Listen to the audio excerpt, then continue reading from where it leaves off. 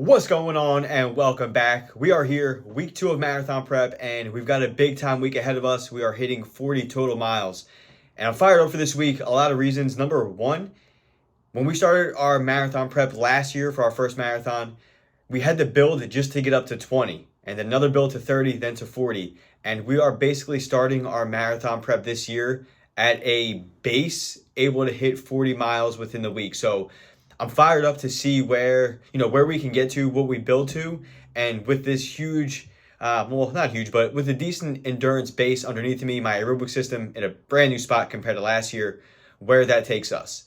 This week, again, 40 total miles spread across 5 workouts.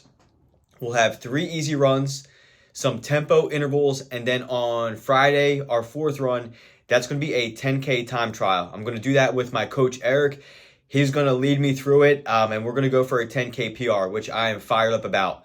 And then before we get into the training, I'm actually going to have Eric hop in and explain to us why we as marathon runners want to speed train and improve our times over these shorter distances. Stay tuned. All right, so I got my man here, Coach Eric Bofinger, and we just did a 10K time trial, and I think something really important for marathon runners is improving their speed over shorter distances, 5Ks, 10Ks, half marathons. And Eric right here is going to answer that question for us. Why do we want to improve our speed in shorter distances if we're training for a marathon? Yeah, and I think the question, or like the answer to the question first, is looking anecdotally, like looking to see what other people are doing.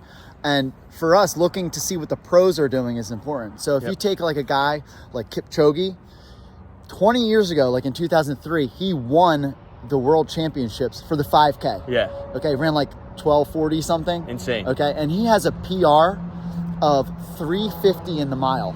350. Okay? So I think looking to the professionals gives us some idea of what we should be doing with our training. Not that we have to run those times, but it's important for us. So those top guys, they have high VO2 maxes and they also have high lactate thresholds. Yep. Like their threshold could be close to 90% of their VO2 max. That's wild. Okay, so for VO2 max, that's almost like 5K time trial type stuff. Yep. Like that's your max speed over the course of, like 20 minutes, or for those guys, 12 minutes. Yeah, and you're going pretty close to all out. Right.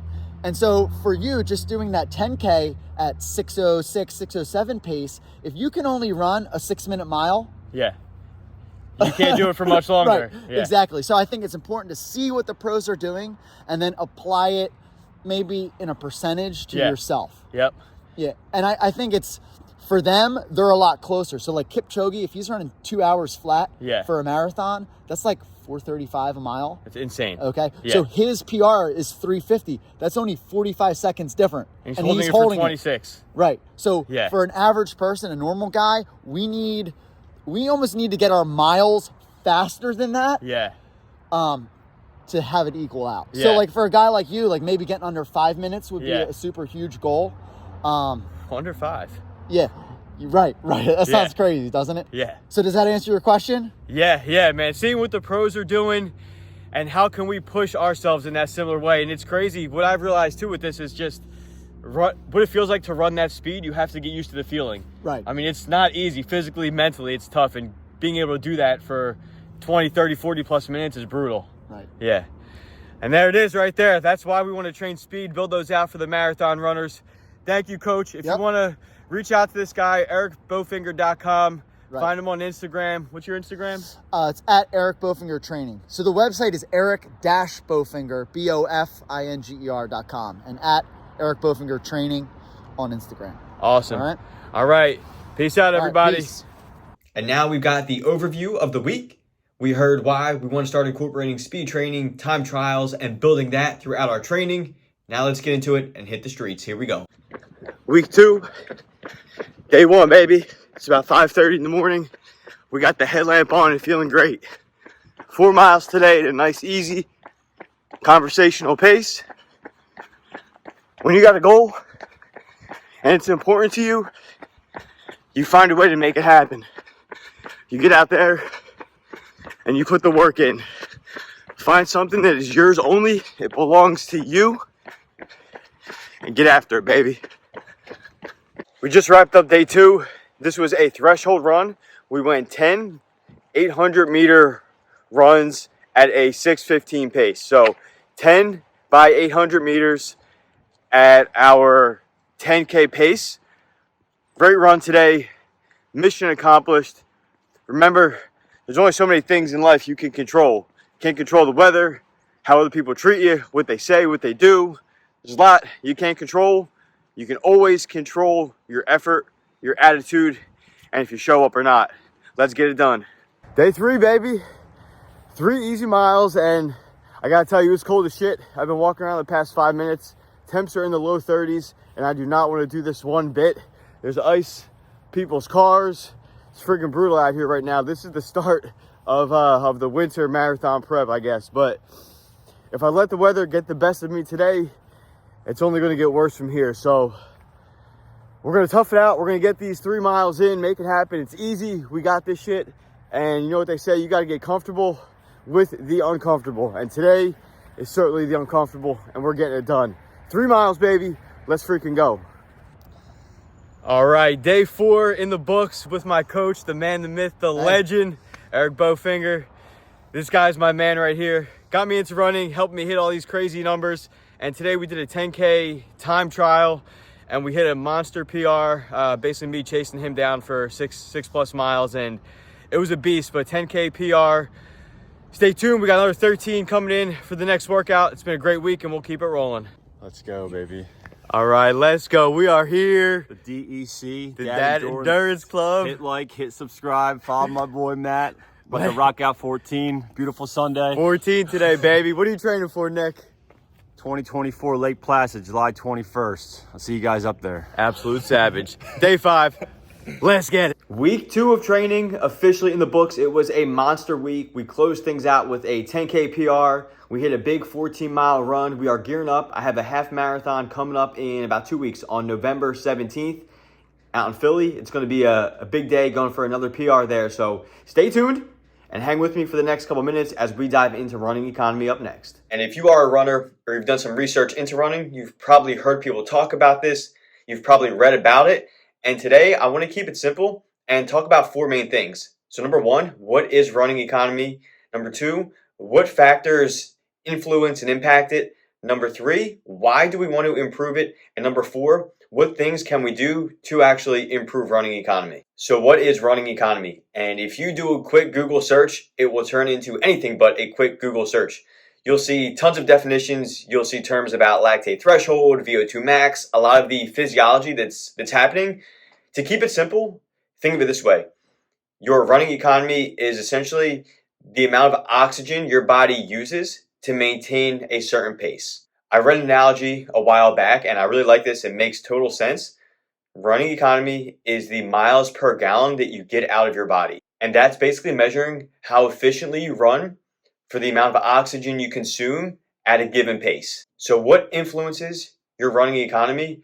I'm going to talk about 4 factors. There's probably more than this, but for the sake of keeping this video on the shorter side, we're going to talk about 4 of them. And the first one, that's going to be your cardiovascular fitness. So your current level of fitness and the ability of your heart and lungs to get oxygen to your working muscles.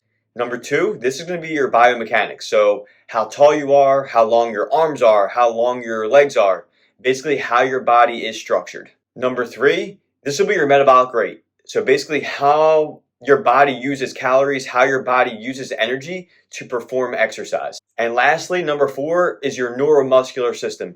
So how your nerves and your muscles, how they work together during exercise. These 4 factors, this is what's going to impact your running economy. So why do we want to improve running economy so much? Number 1, if you don't have a great running economy or good running economy, your body is going to use more oxygen, use more energy to maintain a current pace, which means you're going to fatigue out faster because your body is trying to work harder to sustain the effort you're putting out. As you improve your running economy, say it starts off down here, and all of a sudden, after training for a while, your running economy is now here. The same distances you were doing at this running economy are going to feel a lot easier at this running economy because you're able to use oxygen that much better. How do we improve running economy? We're going to talk about 5 different ways to improve it. And number 1, it's going to be by increasing your total mileage. And essentially, as you increase your total mileage, as you increase your running volume, you're probably going to see good increases, really solid improvements in your cardiovascular system. And that's going to have an impact on your overall running economy, making you more efficient as a runner. Number 2, these are going to be lactate threshold workouts.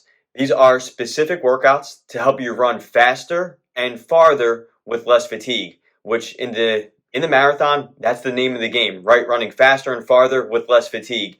A specific workout, it might be 1 mile repeats at your 10K pace with 2 minutes of rest in between. There are lots of different workouts, and I can dive into those in another video, but lactate threshold workouts, specifically, they are meant to help us run farther and faster with less fatigue. Number 3, actually training at your goal race pace. Not your threshold pace, not your easy run, but your goal race pace. Training at this pace is going to help your running economy, especially since in a race, you're going to be spending a lot of time there. Your body and you need to know what it feels like to race at that given pace. Number 4, this is my favorite one, build strength and hit the weights. As you build strength, number 1, you're going to have a more powerful, a stronger stride. Number 2, later on in the race, those final 5-6 miles, your legs are going to be less tired and they're going to have the strength they need to power you through. A way I like to look at this, if you build strength, you can increase your body's force production. As you improve your body's ability to produce force, with each stride during the race, your body is going to require less energy to cover those distances. Last one right here, number 5.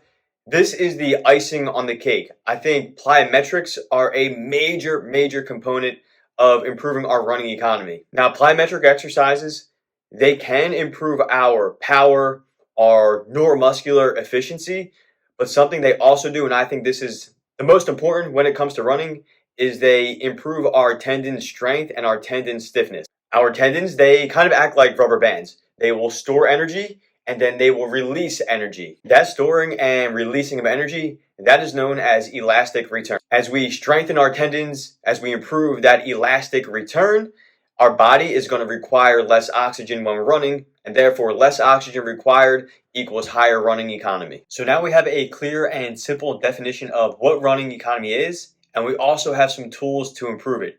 Things like weight training, plyometrics, increasing our total mileage, hitting lactate threshold runs, and doing some running at our goal race pace. Incorporate these types of things into your training and watch that running economy start to go up.